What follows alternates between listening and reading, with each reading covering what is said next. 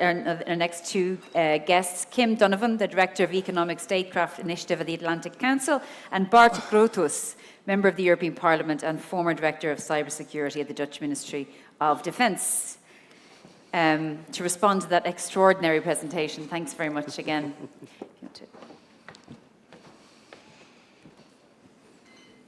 It's a lot of chairs. Anywhere you'd like to sit? So we join together. Yeah, you come closer, and then, perfect. We don't have very long here, so. Thank you. Well, I suppose you're the MEP here, and we heard the call. Like the Do work. something about it. I like it. How do you feel? It's wonderful. What is your reaction, and what do you think Europe should do? Should it follow suit from the United States in relation to banning the connected cars from Russia or China? Yes, I do, and I've asked for it several times. And it's not just this great investigation, my compliments, but it's also the relationship between any Chinese company and the Chinese state. The cybersecurity law, the intelligence law from 2017 already compels any Chinese company to compel with any request of the Chinese state and the services. And this is a problem as such. So I think that it hugely hardly has any benefits for us when it comes to national security. Kimberly? Yeah, well, first of all, it's a fantastic presentation. Yeah. I learned a lot. But no, I think that there's a huge risk here. I think the United States is trying to take measures to address some of these issues, but we still have our own challenges in this space. And yeah, go ahead. Sorry, continue. Oh, no, that's really it. I mean, I think that there's, so my background, I'm a former financial regulator and also an intelligence officer. And then so, I mean, as we're looking at different gaps in this space, I mean, information is huge because not only is it information in the cyber space, but also in the financial space of how these different developments and things are being funded and how money is moving around. Well, basically, we made regulation to ban these products or to mitigate them. It's in the Cyber Resilience Act. There's a new article. Parliament inserted it. Guess who was initiating it? If there's a country with an offensive espionage program directed against us, there is a ground to throw it out of the European market. The same goes for the NIS2, Europe's cybersecurity regulation. All cybersecurity regulators, all cybersecurity centers can do an investigation towards these cars, like you've done, and say this is a security risk to our national security and therefore should not be allowed on the European market. But it's a political decision by the Commission, and we're awaiting it. Can I give some kudos on NIS2? You know, it's really good because that's the first time that is actually you are asking to be able to collaborate and actually takes the supply chain seriously. But the interesting question to you is that, you know, there's two ways of looking at this. It's banning, or you can also look at it on the power balance. You know, you can also funnel the industry or your security industry, you know, and change this balance. Because, and that I think should be an interesting discussion to see, you know, how can Europe grow on, you know, we are seen as a, you know, responsible part of the world. How can we use the confidence and, you know, that we have in the EU to actually build security services to mitigate this? You want us to come in there? Yeah, just we can inspect a car. And then the next day, the software, over-the-air software update changes the car's functionality, Sure. right? So it's incredibly difficult to see if a car is being part of espionage. But we see that the potential is definitely there. But the problem is, many of the geopolitical analysts here, maybe in the foreign affairs departments for your member states, they think that geography is decisive when it comes to geopolitics. I went into politics because I know that technology is decisive.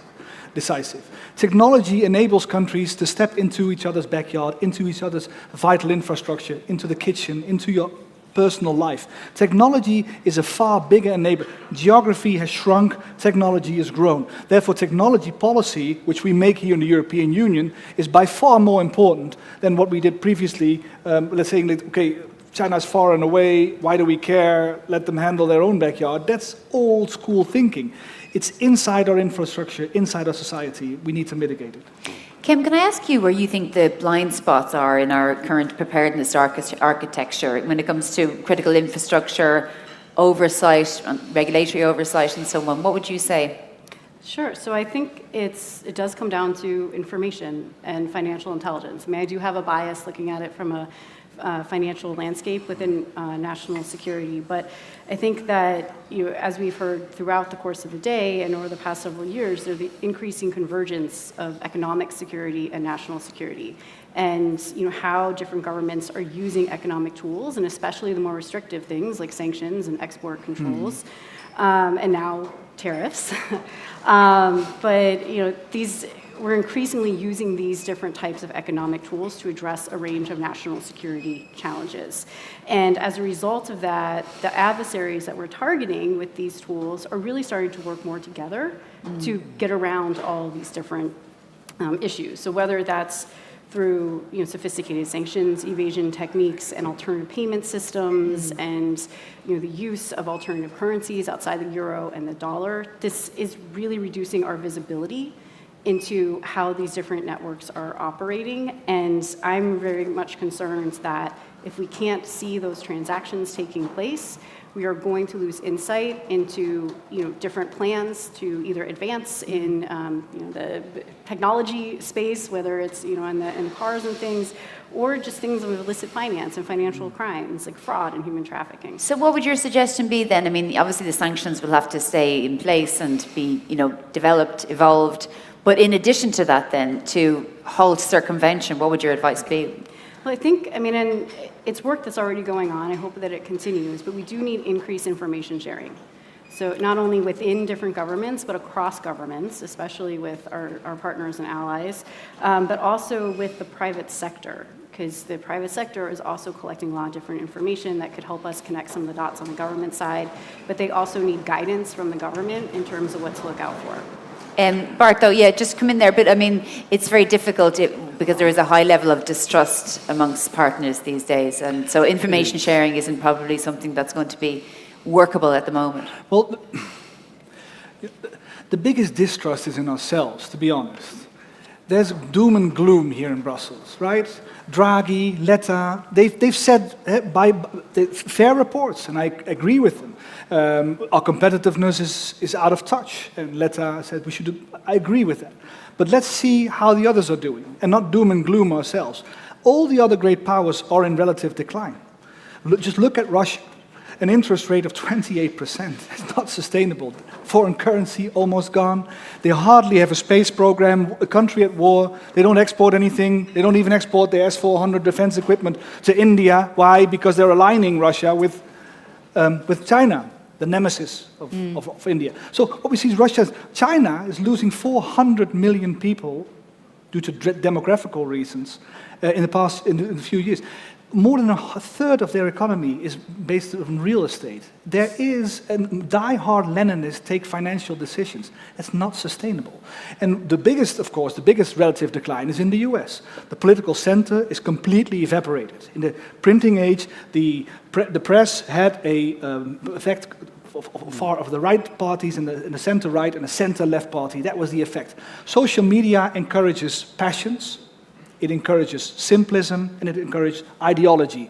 Ideology, simplism, and passions are the enemies of good analysis and are the enemies of good governance, good state governance. So here in Europe, if we avoid war with Russia by building up our military, if we don't take stupid financial decisions like they make in China, and if we stay out of trouble like the US is doing, if the center must hold, William Butler Yeats, 1919, the Irish poet, the center must hold. We are better positioned than that. The Digital Services Act and enforcing that to American tech, that's what we need to do. If the center will hold, stay out of war, we will come out much better. It's a great continent to do business.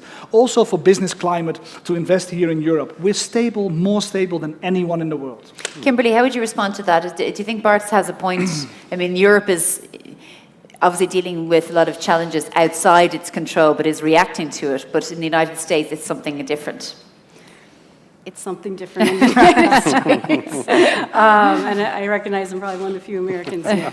The United States, I think, is adjusting to different domestic political situations, and it's also interesting to see how that's playing out in the international political space as well. And so, but I agree with Bart. I mean, the center does need to hold because there's extremes on all sides, but the center is where we can actually find opportunity to collaborate together. President Macron, he said, there's nothing in Europe we cannot build ourselves. We have the knowledge, we have the people, we have the we need to collaborate and make plans. That's why we're in politics. But what I see, you're already too dependent on US cloud. 75% is US cloud. You will never succeed, you Europeans. That's self-confidence. I miss that. And, the Chinese cars, already 30% in Norway are those Chinese cars. There's no way you can win that economic competition. Why not? So this is an appeal to the entire community. Regain your self-confidence. Regain the trust you have in yourselves. That's the biggest enemy we have.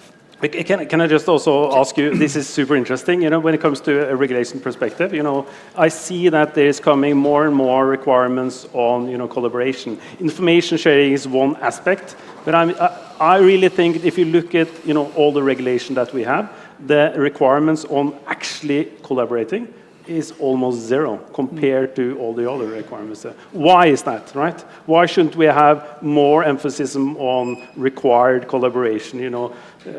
Security people like me, we're probably the worst on the planet on collaborating, right? So from a regulatory perspective, the collaboration is actually key here, right? Because there are knowledge to handle all these kind of challenges, but the collaboration structure, the governance around the collaboration, I don't think is there. I agree with you there, but for example, the GDPR is under review because of this.